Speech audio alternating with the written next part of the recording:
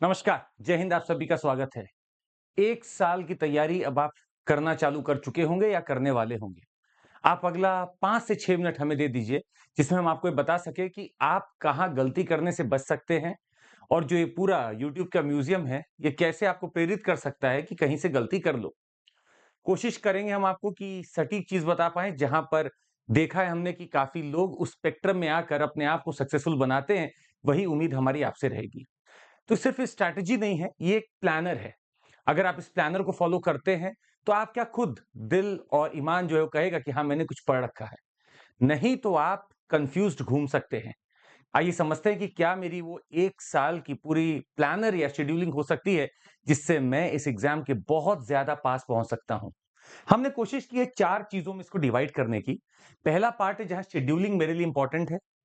दूसरा पार्ट है जहाँ पे मुझे समझना पड़ेगा, कब मुझे क्या पढ़ना है। तीसरे में SWOT स्वॉट एनालिसिस है और लास्ट में हम प्योर यूनिक स्ट्रैटेजी जो आपकी खुद की होगी उस पे बात करेंगे। और विश्वास मानिएगा, हर कोई इस दुनिया में यूनिक है। तो किसी की स्ट्रैटेजी कॉपी करने से कुछ नहीं मिलता। आप खुद अपनी यूनिक स्ट्रैटेजी बना सकते हैं। हाँ, आप दूसरों से उसकी पॉजिटिविटी लेकर अपने हिसाब से कार्व आउट कर सकते हैं। तो कभी भी किसी को आइडल मत मानिए, ये हमारा मानना है। आप यूनिक हैं और अपने हिसाब से आप वर्क कर सकते हैं। जब आप इस प्रिपरेशन फेज में घुसना चाह रहे हैं या घुसने वाले हैं, तो उसके पहले का एक बहुत बड़ा स्टेप है जिसको हम बोलते हैं प्री प्रिपरेशन स्ट्रैटेजी या प्री प्रिपरेशन प्लान। अगर आपके पास में पीपीपी है, प्री प्रिपरेशन प्लान है, तो आप इस एग्जाम में जल्दी फतेह पा सकते हैं। नहीं तो आप जिस दिन क्लास में पहुंचेंगे या फिर आप एडवांस बुक पढ़ेंगे, तो आपकी हालत बिल्कुल ऐसी होगी कि समझ में नहीं आ रहा है। तो रणभूमि में घुसने से पहले कुछ चीजें आपके पास हों, और वो पास वाली चीजें हैं 3।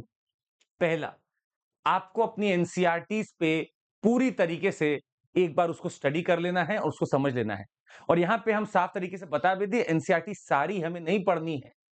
आप हिस्ट्री की क्लास 6 टू 12, ज्योग्राफी की क्लास 6 टू 12, पॉलिटी की बस एक आप पढ़ सकते हैं क्लास 9th और 10th की, क्लास 11th की आप एनसीईआरटी जो मैक्रो है वो पढ़ सकते हैं। इतना पढ़ लेना भी काफ़ी होगा।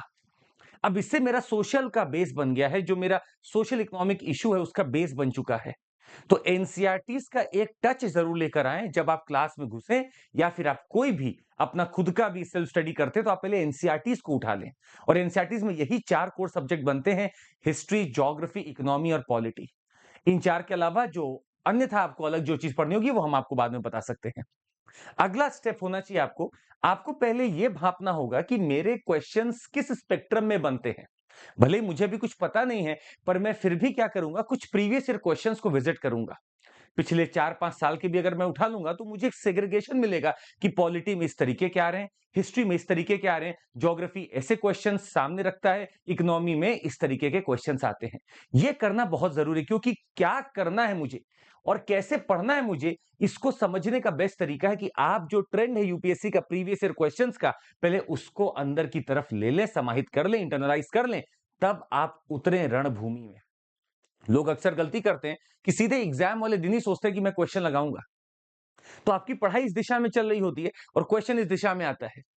हमें करना है कि पहले हम दिशा समझ जाए क्वेश्चंस की, उसके बाद अपनी पढ़ाई को पीछे पीछे अलाइन कर लेंगे, बेहतर होगा। और लास्ट में एक चीज आपको बता दें, जिन लोगों की आदत नहीं है अखबार पढ़ने की, कृपया करके आदत डाल लें। आप न्यूज़पेपर स्टडी करना चालू कर दें। आपके पास the Hindu, Indian Express, Jansatta ऐसे 3 पेपर हैं जिनमें से इंग्लिश, हिंदी के माध्यम से आप कुछ भी चुन सकते हैं। उसको पढ़ें बैठकर, कम से कम आधा घंटा 40 मिनट आप दें उसके ऊपर, आपका एक रिदम बनेगा। और न्यूज़पेपर पढ़ने से बहुत बड़ा एक रिदम बनता है। ये 3 चीज़ आप प्री प्रिपरेशन स्टेज में ज़रूर करें। इससे आपको लाभ मिलना ही मिलना है। अब आप रणभूमि में उतर जाइए। और रणभूमि में उतरने के साथ-साथ आपकी धड़कनें बढ़ सकती हैं, आपके ऊपर लोड बढ़ सकता है, पर हाँ, आपको एक चीज़ याद रखनी है, स्टार्टिंग से लेके एंड तक you must enjoy this preparation. आपको उत्साहित रहना होगा कि आज मुझे कुछ नया सीखना है, कुछ अनोखा सीखना है, मुझे अपने लिए कुछ पढ़ना है।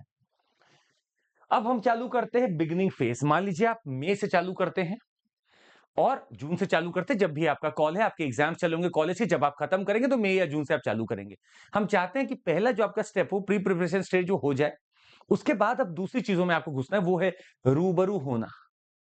याद रखिएगा, पहला स्टेप मेरा एनसीईआरटीज़ का मुझे बेस देता है। अगला स्टेज जो मेरा है वो रूबरू होना है कि आखिर क्या है सिलेबस, आखिर क्या है polity, economy, history, geography, social issue, science, technology है क्या। इस रूबरू में आपको अगले 2-3 महीने लग सकते हैं, पर आप घबराइए मत, इस रूबरू से फायदा आपको बहुत होगा। और इस रूबरू में हम चाहते हैं कि आप जैसे मई मंथ में अगर आप हैं या आप जून में आते हैं, तो आप हर महीने कुछ ना कुछ कोशिश करिए। जैसे मई मंथ में पॉलिटी और ज्योग्राफी को मैं साथ पढ़ूंगा। अच्छा, हमेशा शेड्यूलिंग के दौर पे याद रखिएगा, जो मेरा प्लानर बनेगा पढ़ाई का, उस प्लानर में एक मेरा होगा प्राइम सब्जेक्ट, दूसरा होगा सेकेंडरी सब्जेक्ट। हमेशा 2 सब्जेक्ट्स लेके चलने में फायदा क्या है? जिंदगी मोनोटोनस नहीं होगी, जिंदगी में उत्साह छीन नहीं लेगी जिंदगी। जैसे इतिहास पढ़ेंगे तो आपको लगेगा कि सब ऐतिहासिक होता जा रहा है, मुझे कुछ तो चार्म चाहिए। तो 2 सब्जेक्ट हमेशा साथ रखिएगा। और हम फिलहाल ये क्यों चीज आपको बता रहे हैं, क्योंकि अभी अगले कुछ दिनों में या महीनों में आपको एक जजमेंट लेना है, डिसीजन लेना है कि ऑप्शनल कौन सा चुना जाए। तो मान लीजिए मैंने पॉलिटी, ज्योग्राफी 1 महीना देखा, 15-15 दिन डिवाइड कर लिया, या जो आपको लगता है कभी 20 कभी 10 हो सकता है। मैंने अगले महीने जून में इकोनॉमी और हिस्ट्री पढ़ने की कोशिश की, और मैंने अगले महीने जुलाई में सोशल इश्यूज और साइंस एंड टेक्नोलॉजी देखा। मतलब मेरे एनसीईआरटी के बेस पे अब मेरा डेवलप होने लगा है एक फाउंडेशन, जिस पे मैं polity, geography, economy, history, social issue, science, technology अगले 2 से 3 महीने में पढ़ रहा हूं। अगर आप मई में आते हैं तो बेहतर है, अगर आप जून में आते हैं तो भी कोई बात नहीं, आपके पास जून और जुलाई 2 महीने हैं। आपको थोड़ा सा टाइम बढ़ाना पड़ सकता है, आपको अपना पढ़ने का तरीका बदलना पड़ सकता है, पर हम चाहते हैं कि आप इन सब सब्जेक्ट्स को एक बार रूबरू हो लें, देख लें। कहां से देखें, ये अगला सवाल है। आपके पास 2 विकल्प हैं यहाँ पे। अगर आप किसी संस्था से जुड़ते हैं या इंस्टीट्यूशन से जुड़ते हैं या ऑनलाइन इंडस्ट्री से जुड़ते हैं, तो आपके पास ऑप्शन है कि आपको लगभग 2 महीने में कुछ ना कुछ टेस्ट जरूर सब्जेक्ट्स का आ जाएगा। या हो सकता है संस्थान 1 सब्जेक्ट करा रही होगी, 2 सब्जेक्ट करा रही होगी, 2-3 आपको अपने से पढ़ना पड़ेगा। पर आपको एक चीज याद रखनी है, भले ही आप संस्थान से जुड़े, भले ही आप सेल्फ स्टडी करें, इस प्लानर को दिमाग में रखिएगा कि एनसीईआरटी के बाद मुझे उन किताबों को चुनना है जो वाकई में ओरिजिनल रेफरेंस बुक्स है मेरे यूपीएससी के लिए। जैसे आप पॉलिटी की बात करते हैं तो लक्ष्मीकांत एक अच्छा खासा नाम आता है। आप अगर ज्योग्राफी की बात करेंगे तो मैं एनसीईआरटी बेस अपने आप को आज भी रखूंगा। अगर आप कोशिश करना चाहते हैं कि मैं अपने हिस्ट्री से कुछ निकाल लूं, तो मेरे पास वापस से एनसीईआरटी का एक बहुत बड़ा स्रोत है, जो मेरे लिए प्राइमरी रेफरेंस भी है, जो मेरे लिए कोशिश करता है क्वेश्चंस मेरे से सॉल्व हो जाए पीटी और मेंस में भी, मैं उसी बुक पे स्टिक रखूंगा। कुछ जगह पे मेरे पास एडवांस बुक जरूर आएंगी, पर कुछ जगह मेरे पास एनसीईआरटी का ही बेस होगा। तो यहां पे मुझे रूबरू होना है बस उन सब्जेक्ट्स की किताबों से, और मुझे समझना है कि क्या आखिर है इनमें। अब मैं 1 महीना 2 महीना जो इस पे दे रहा हूं, उसके साथ साथ मुझे एक चीज और करनी है, और वो करनी है कि आपके एंट्री के साथ ही आप न्यूज़पेपर पढ़ना चालू कर चुके थे, अब आपको डेली न्यूज एनालिसिस या फिर डेली करंट अफेयर्स जरूर देखना चाहिए। इस डेली करंट अफेयर्स या डेली न्यूज एनालिसिस से आपको फायदा क्या होगा? ये जितना चीज आप कर रहे हैं यहाँ पे सब इंटीग्रेटेड है एक दूसरे से। ज्योग्राफी का करंट अफेयर्स आएगा, वो इतिहास से रिलेटेड हो सकता है। हिस्ट्री का कुछ करंट अफेयर्स बना, वो पॉलिटी से रिलेटेड हो सकता है। इकोनॉमी का करंट अफेयर्स अपने आप में साइंस, टेक्नोलॉजी, पॉलिटी, इन सब से रिलेटेड हो सकता है। तो आपको एक इंटीग्रेटिव फिगर मिलने लगेगा यहाँ पे। तो अगला 2 महीना जो आप दें, वो दें कि मुझे 10 दिन 15 दिन बस ये पढ़ना है।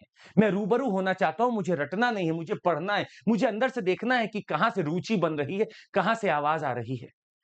ये इसलिए भी जरूरी है क्योंकि आप जब जुलाई में होंगे, तो आपको एक सब्जेक्ट चुनना होगा अपने पढ़ने के लिए। वो सब्जेक्ट आपका ऑप्शनल होगा, जो कि किंग मेकर सब्जेक्ट है। तो जिनकी रुचि लगता है कि मैंने पॉलिटी पढ़ लिया, तो वो पॉलिटी की तरफ जा सकते हैं। जिनको लगता है ज्योग्राफी मेरे लिए बहुत मजेदार बन सकता है, वो ज्योग्राफी की तरफ जा सकते हैं। जिनको लगता है इतिहास, जिनको लगता है अकाउंट्स, इकोनॉमी, जिनको लगता है कि मैं सोशियोलॉजी की तरफ जाना चाहता हूं, वो जा सकते हैं। जिनको लगता है मैं एंथ्रोपोलॉजी की तरफ जाना चाहता हूं, क्योंकि ये बाकी के सब्जेक्ट्स मैं नहीं सूट कर पा रहा हूं, तो एंथ्रोपोलॉजी का रास्ता खुलता है। जिनको लगता है कि मेरा टेक्निकल बैकग्राउंड ऑलरेडी है मैथ्स में, इंजीनियरिंग में, वो उधर की तरफ चुन सकते हैं। ये 2 महीने आपके जिंदगी के बहुत इंपॉर्टेंट होने वाले हैं, क्योंकि यहां पे डिसीजंस लेना भी है, और डिसीजन लेने के लिए अपने आप को तैयार भी करना है। आप जब पूछते हैं कि सर ऑप्शनल कैसा चुना जाए, आप एक कंधा ढूंढ रहे होते हैं बंदूक चलाने के लिए, ताकि भविष्य में कभी वो गलत हो जाए तो आप उस कंधे को फिर से ढूंढें। ऐसा मत करिए। आप खुद अपने आप में ये कोशिश करिए। आपके पास 2 महीने बहुत आराम से हैं। आप जून और जुलाई में सारे सब्जेक्ट से रूबरू होइए और हमारा ये मानना नहीं है कि आप सारे पेपर्स को, सारे चैप्टर्स को पढ़ें।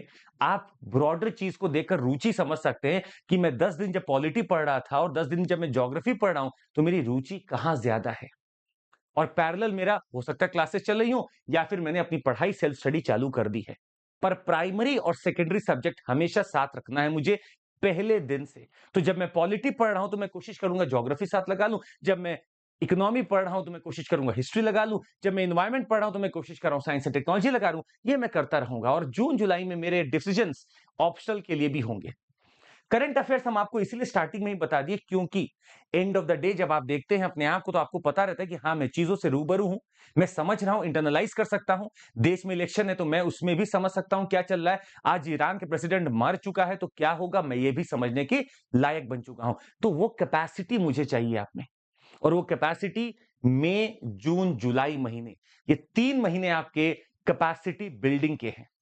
इसके बाद में अगला 2-3 मिनट और दीजिएगा हमें। आप समझिएगा बहुत गंभीर चीज है और इसको लोग जो करते हैं वो कहीं ना कहीं अच्छे मुकाम पे पहुंचते हैं। घबराने की जरूरत नहीं, करने की जरूरत है। अगला जो स्टेज आता है वो वाकई में चुनौती भरा है। मेहनत के दिन अब चालू होंगे और आपका पूरा का पूरा कंसंट्रेशन और फोकस फिलहाल इन चीजों पे रहना चाहिए। अगले सीजन या अगले जो मंथ्स हैं, जुलाई, अगस्त, सितंबर, अक्टूबर, ये आपके लिए बड़े बड़े ही मस्त रहने वाले हैं। आपका लोड बढ़ेगा। अब जुलाई में आते आते आपको ये डिसीजन लेना होगा कि मुझे कौन सा ऑप्शनल चुनना है। हालांकि ये डिसीजन आप जून में भी ले सकते हैं। तो जिनको लगता है कि वो जून तक में कुछ चीजों से रूबरू हो चुके हैं, वो जून में डिसीजन ले लें। जिनको लगता है कि नहीं मुझे जुलाई में ही लेना है, आप जुलाई में डिसीजन लें, पर बहुत संयम से डिसीजन लें। जुलाई में आपका सबसे पहला काम होगा स्टार्ट योर ऑप्शनल सब्जेक्ट। अब जुलाई मतलब आप अगर जोड़े तो मैं 7वें महीने में हूं। मेरे पास अगला 5 से 6 महीना ही है। मुझे इस ऑप्शनल का लगभग 75 से 80% तक समाप्त कर देना है। इस मंशा के साथ आप चालू करिए कि मुझे जिस सीजन में मैं चालू कर रहा हूं, मैं अगर जुलाई में चालू करता हूं तो मैं 12वें या कि दिसंबर तक में अपने ऑप्शनल का 75 से 80% तक प्रैक्टिस करके रिवाइज करके खत्म कर चुका हूं। तो जुलाई वो समय है जब आपको अपना ऑप्शनल चालू कर देना है और ये आपका किंग मेकर है। तो आपका ध्यान यहां बटेगा ही बटेगा। अब आपका जो सब्जेक्ट का शेड्यूलिंग है, मैं प्राइमरी सब्जेक्ट, सेकेंडरी सब्जेक्ट और एक ऑप्शनल भी चालू करने जा रहा हूं। अब आपका समय बहुत लगने वाला है। अब आपकी शेड्यूलिंग और बारीकी से करनी पड़ेगी। हो सकता है मैं प्राइमरी सब्जेक्ट पे 1 घंटा दूंगा, आधा घंटा सेकेंडरी पे दूंगा, या मैं 2 घंटा प्राइमरी पे देकर आधा घंटा 1 घंटा सेकेंडरी पे दूंगा और मैं अपने 2-3 घंटे ऑप्शनल पे दूंगा। ये सब तब है जब आप अपने क्लासेस से समय बचाकर कुछ कर पाएंगे। तो सेल्फ स्टडी का समय आपको निकालना पड़ेगा। जुलाई के तुरंत बाद अगस्त का समय आता है। अब आपकी हालत देखिए, अगस्त में आपने एनसीईआरटी का बेस कर रखा है, आपने रूबरू अपने आप को कर रखा है और ऑलरेडी आप ऑप्शनल चालू कर सकते हैं। अब आपके पास बहाना नहीं है। अब आपको बैठ जाना है जीएस को भी लेकर और जीएस में बनाने हैं आपको नोट्स। अगस्त सीजन है जिसमें आप नोट्स वाकई में बनाना चालू करिए।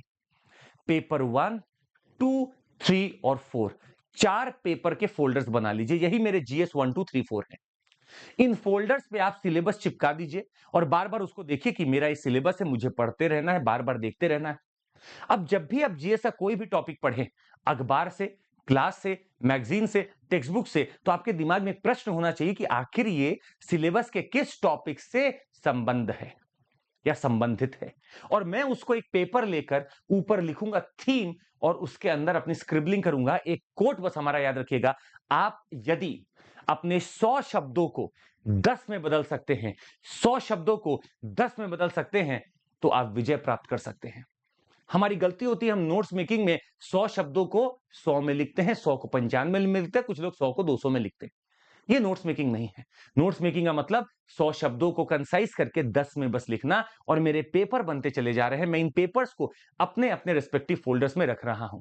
बार बार जब मुझे जरूरत पड़ेगी वापस उस थीम में जाने की, मैं उस पेपर को निकालूंगा, वापस एंट्री करूंगा और वही फोल्डर में वापस लगा दूंगा। इससे मेरा रिवीजन भी बार बार हो रहा है और मैं चीजों को देख भी पा रहा हूं। तो अगस्त वो महीना है जिसमें आपको खून पसीना एक कर देना है।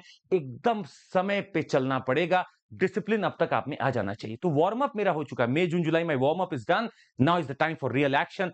अगस्त इज देयर, सितंबर में बढ़ते हैं। आप सितंबर में भी सेम साइकिल में है, सेम काम आप कर रहे हैं और आपके उस काम में कंटेंट भी बनता चला जा रहा है, आप ऑप्शनल भी कर रहे हैं। और इस सितंबर में आते-आते आपको बता दें कि आपको अपना करंट अफेयर्स लगभग, अगर आप अगले साल देने वाले हैं, तो हाल के साल में, प्रेजेंट साल के मार्च महीने से लेकर अगले साल के मार्च अप्रैल महीने तक आपको सारा करंट अफेयर्स पढ़ना है, सारा करंट अफेयर्स पढ़ना है। तो आपके दिमाग में सितंबर में एक हलचल होनी चाहिए कि मुझे अपने इस साल का मार्च से करंट अफेयर्स पढ़ना है अगले साल तक, और उन सारे नोट्स को मैं जो अगस्त में नोट्स बनाना चालू किया था उसमें एंट्री करता रहूंगा। उसमें एंट्री करते रहने से बार बार रिवीजन भी होगा और आप उसको देख भी सकेंगे। अक्टूबर में आते हैं। अब देखिए, आपके पास फाउंडेशन का समय गया, रूबरू का समय हो गया, अब आपके पास अक्टूबर आ गया, मतलब आप अगस्त सितंबर काफी मेहनत कर चुके हैं। अब इस मेहनत का सबसे बड़ा लैकुना, अगर आपकी मेहनत में आपने रिवीजन नहीं किया है तो आपने इस यूपीएससी की तैयारी नहीं की। हमारा मानना है कि अक्टूबर वो महीना है जहां से आप गंभीर रिवीजन में उतरिए। आप अपने शेड्यूलिंग में एक स्लॉट डालिए, आधे घंटे का, 45 मिनट का, डिपेंडिंग अपॉन आप कहां शेड्यूल कैसे बना रहे हैं। आप उस शेड्यूल में आधा घंटा से 45 मिनट जो आपके यहां नोट्स बन रहे हैं, आप रिवीजन चालू करिए। अब उसका पहले पेज से लेकर अंतिम तक जाइए, फिर से लेकर जहां तक रुक रहे हैं वहां पे रुक के फिर आगे बढ़िए। आप रिवीजन में लगे रहिए। ये रिवीजन में ऑप्शनल भी होगा, मेरा जीएस भी होगा, और चूंकि जीएस आपका एक जगह ही कंटेंट में चल रहा है, उसी को बार बार मुझे रिवाइज करते रहना है। तो शेड्यूलिंग में याद रखिएगा, आपका प्राइमरी सब्जेक्ट, सेकेंडरी सब्जेक्ट आज भी चल रहा है, ऑप्शनल भी चल रहा है, और आपको अब ध्यान देना है अपने रिवीजन पे। रिवीजन में पॉलिटी करना है, ज्योग्राफी करना है, योर कॉल, पर आपको करना पड़ेगा। ये गंभीर रिवीजन का महीना है अक्टूबर। अगर आप इतना करते तो आप एक काम कर रहे थे, वो था इंटीग्रेशन। आपने बेहतर इंटीग्रेशन किया है सर, बेहतर इंटीग्रेशन। आपने कंटेंट बनाया, ऑप्शनल को चुना, आपने कंटेंट बनाना चालू किया है, उसको करंट अफेयर से जोड़ा, और अब आप रिवीजन चालू कर रहे हो। अगर आपने ये चार चीजों पे विजय हासिल कर ली, कोई नहीं रोक सकता आपको, कोई भी नहीं रोक सकता। अब आता है हमारा वो पड़ाव जहां पे मेरा बिहेवियर बदल चुका है, डिसिप्लिन में हो चुका हूं, और अब मैं असली रण के लिए तैयार कर रहा हूं। इस रण का सबसे पहले हम आपको बात बता दें कि आप अगर अभी अक्टूबर तक, मान लीजिए मेरा रिवीजन ये सब हो रहा था, तो मेरा ध्यान अभी भी मेंस की तरफ है, होना भी चाहिए। दिसंबर तक का आपको, मतलब नवंबर दिसंबर, अभी भी दिसंबर तक में आपको 75 से 80% तक ऑप्शनल खत्म कर लेना है, विद आंसर्स, विद रिवीजन, एक बार तो खत्म कर लेना है। मतलब मेरा फोकस अभी तक भी मेंस पे था। अब जैसे ही मैं दिसंबर में आता हूं, मेरी धड़कन इसलिए भी बढ़ती है क्योंकि अब मैं अगले साल में प्रवेश करने वाला हूं, जहां पे मुझे प्रीलिम्स का पहला पेपर मिलने वाला है, और मुझे एक बहुत बड़ी चीज चालू करनी है। जी हां, ये समय आ चुका है सीसैट से युद्ध करने का। और सीसैट कोई भी हल्के में मत लीजिए, भले ही आप इंजीनियरिंग 4 बार किए हो, आप बीटेक एमटेक सब हो, पर फिर भी आप सीसैट को मजाक में मत लीजिएगा।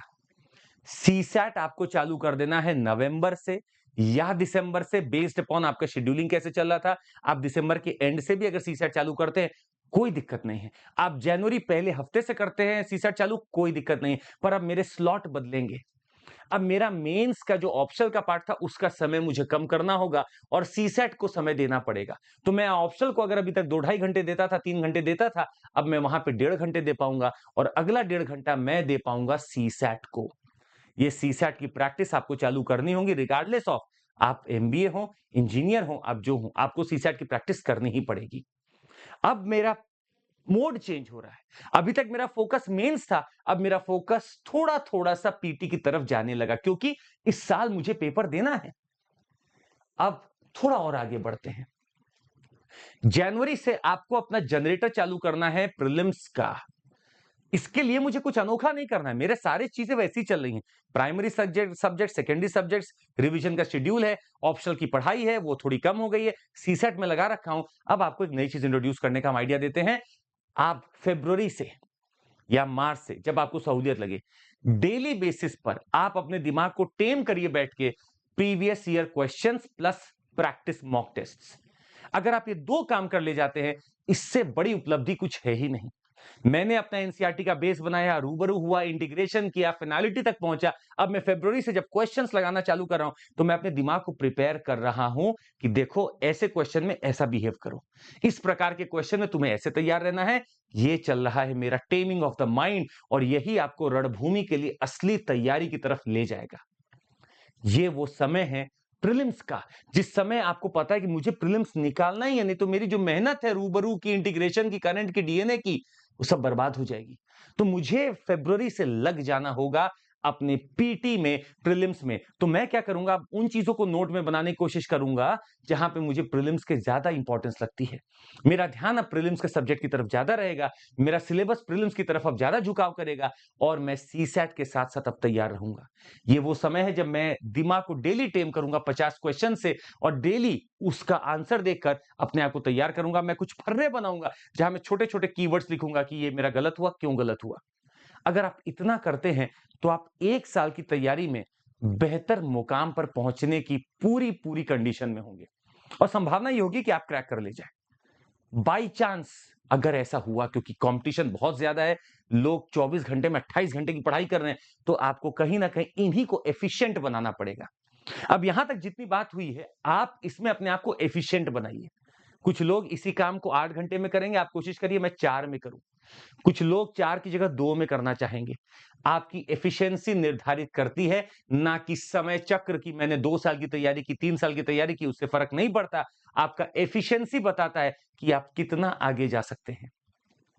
अगर आपको ये समझ में आया, तो हम आपको अब स्वॉट एनालिसिस पे ले चलते हैं। अब मेरे पास फिनालिटी आ चुकी है, सब कुछ है मेरे पास, मुझे पता होना चाहिए कि मेरी स्ट्रेंथ क्या है। स्ट्रेंथ है आपका रिवीजन। रिवीजन शेड्यूल मेरा ऐसा जो मेरी स्ट्रेंथ को बनाएगा, और इस एग्जाम में स्ट्रेंथ है रिवीजन। इस एग्जाम का सबसे बड़ा वीकनेस है कि आप सही से लर्न नहीं कर पा रहे या प्रैक्टिस नहीं कर पा रहे। आपको ये वीकनेस पहचाननी होगी अपने अंदर कि मेरी प्रैक्टिस में कोई कमी तो नहीं। मेरी मेंस के आंसर राइटिंग में जो मैंने शायद इंटीग्रेशन के सीजन में चालू की थी, क्या मैं वहां वीक हूं? ये आपको वीकनेस ढूंढनी है, और अपॉर्चुनिटी है आपके पास, क्योंकि आपको ढूंढना होगा कि मैं कहां पे ज्यादा अपॉर्चुन हूं। मेरे पास वो क्या एज है। मैंने 4 फोल्डर बनाए हैं, ये एज है मेरे पास। मेरे पास कंटेंट एक जगह है, ये एज है मेरे पास। और आपके लिए थ्रेट हम बता दें, अगर आप कहीं से भी लैक ऑफ प्रैक्टिस में है या ओवर कॉन्फिडेंस है आपके अंदर, ये सबसे बड़ा आपके लिए थ्रेट बनेगा। ये सबसे बड़ी चेतावनी है आपके लिए। इन चारों को फॉलो करते करते हर सब्जेक्ट को चुनिए कि मेरी स्ट्रेंथ क्या है, मेरा वीकनेस क्या है। जहां वीकनेस है वहां मैं लर्न और प्रैक्टिस करूंगा। जहां मेरा अपॉर्चुनिटी है, मैं उसको लिख के अलग रखूंगा कि देखो मैं यहां नंबर खींच लूंगा। जैसे अपॉर्चुनिटी आपके लिए बनती है आपका ऑप्शनल, एथिक्स और एस्से। जिन लोगों ने इन 3 चीजों पे काम कर लिया, एस्से, ऑप्शनल और एथिक्स, वहीं पे आपको अपॉर्चुनिटी मिल गई क्रैक करने की। इन तीनों चीजों में आप फोड़ दीजिए नंबर, आपको कोई नहीं रोक सकता। एस्से, ऑप्शनल और एथिक्स। और लास्ट में आपका थ्रेट, ओवर कॉन्फिडेंस कभी नहीं, और ना ही आपको लैक ऑफ प्रैक्टिस फील करना है। अगर आप ये कर सकते हैं, यही मेरी स्ट्रैटेजी है, यही हम सबकी स्ट्रैटेजी होनी चाहिए कि मैं आगे बढ़ सकूं। आज का जो ट्रेंड है उसके हिसाब से अगर थोड़ा बहुत हम आपको बोले करंट वर्सेस स्टैटिक में, तो बहुत कम भेदभाव रह गया है। मेरा स्टैटिक आज भी अच्छा खासा आता है, पर स्टैटिक सना हुआ आता है करंट अफेयर्स के साथ। प्योर स्टैटिक अगर आप ढूंढने जाएंगे तो आपको 25 से 26% प्योर स्टैटिक मिलेगा, पर स्टैटिक विद करंट का इंटीग्रेशन आपको मिलेगा 74%, जहां सिर्फ करंट भी हो सकता है। अब ट्रेंड एनालिसिस में करंट इंटीग्रेशन विद स्टैटिक बढ़ता जा रहा है, तो मुझे भी उस हिसाब से प्रिपेयर रहना होगा। मुझे अपने नोट्स में वो प्रिपेयर रखना होगा कि कैसे करंट को मैं स्टैटिक के साथ जोड़ सकता हूं। अगर आप ये अपने नोट्स में कर सकते हैं, आपको कोई नहीं रोकेगा।